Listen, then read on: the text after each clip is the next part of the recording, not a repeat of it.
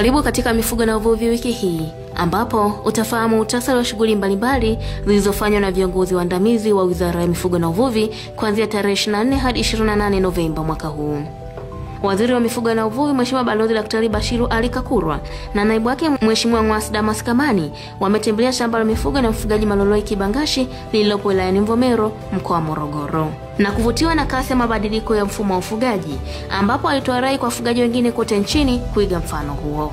Aidha, amevutiwa na uwekezaji uliofanywa na wadau wa sekta za mifugo na uvuvi nchini, ambapo ametaka kushirikiana kwa ukaribu na wizara yake ili kuendelea kuzalisha mazao yanayokidhi viwango stahiki. Amesema hayo alipotembelea viwanda vya kusindika nyama Tani Choice na Union Meat, vyakula vya mifugo na samaki Backbone, na kiwanda cha kuzalisha chanjo Hester Bioscience vilivyopo mkoani Pwani.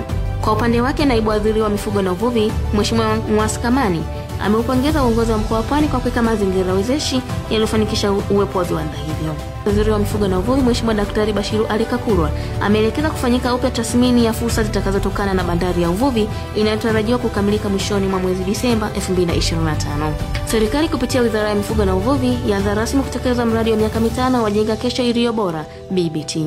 Katibu Mkuu wa Wizara ya Mifugo na Uvuvi Bi Agnes Meena amesema mradi huo unatarajiwa kuanza kutoa mafunzo mapema mwaka huu, na lengo la mradi huo ni kuwapatia vijana mafunzo ya unenepeshaji wa mbuzi na kondoo ili waweze kufuga kibiashara. Ni hayo tu kwa wiki hii, ungana nami tena wiki ijayo.